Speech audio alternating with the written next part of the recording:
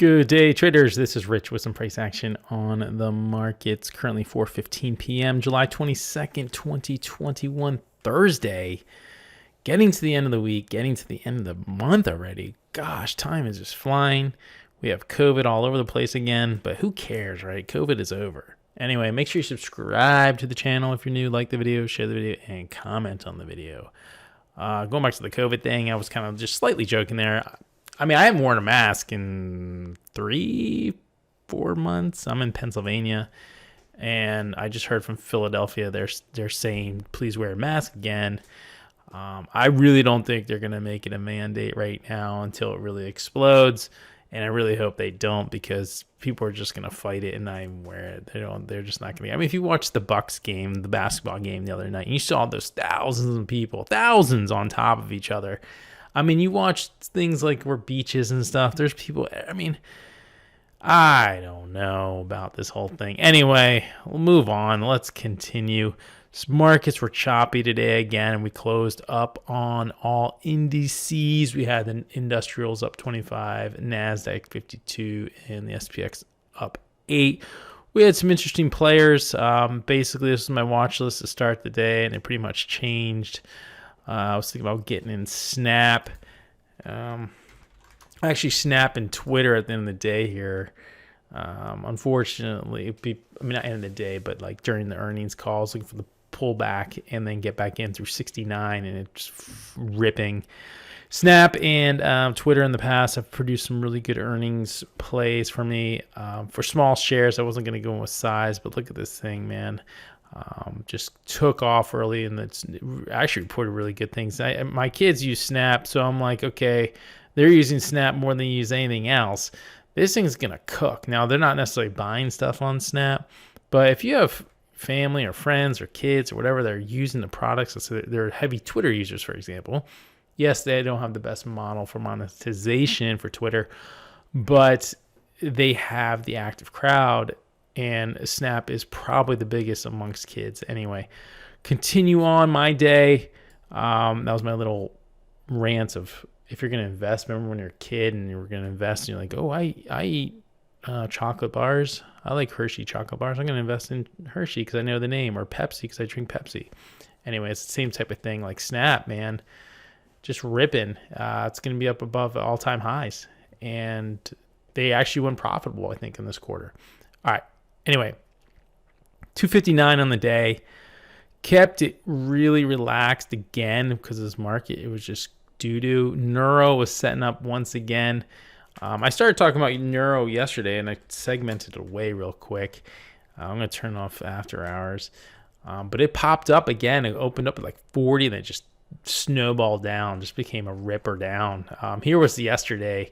I'm sure you guys saw this, and I was going to try to get in at 17, I think 1750 was the entry.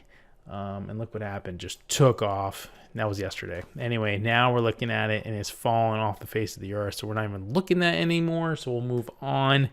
SPRT, I forgot why I traded that. Apple was so strong this morning. I tried taking a break here. I just didn't let it work. I didn't give it its 2 cents that it needed, and then it pulled back, so I got out with like a small loss on it with 500 shares, and then it just ripped through to like 46.17. I would have made some decent money on that.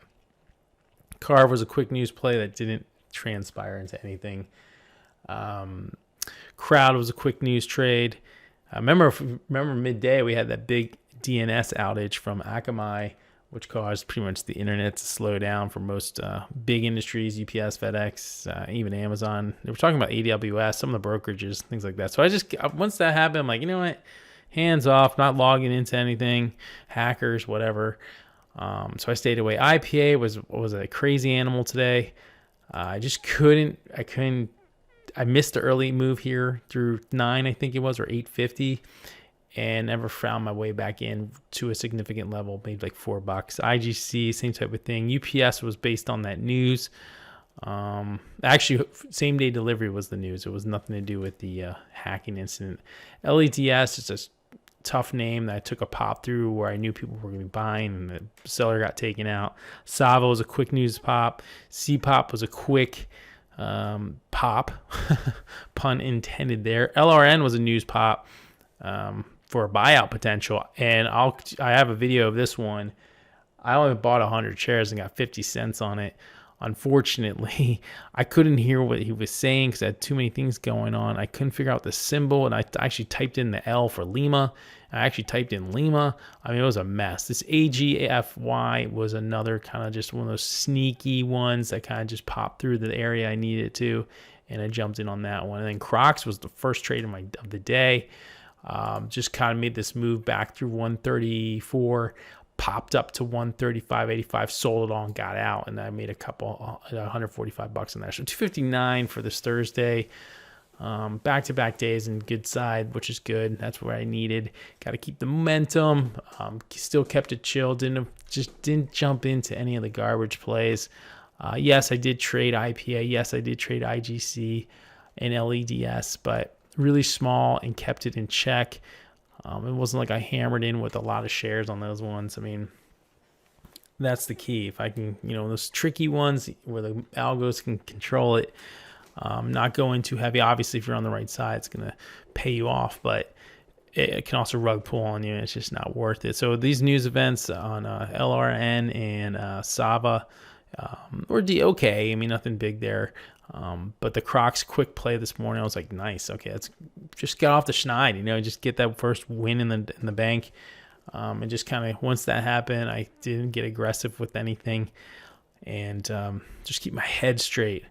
I got some frustrating stuff going on with my other businesses, but I'm just keeping my head straight in the market and doing the best I can. So you guys make sure you subscribe if you're new, like the video, share the video, and comment.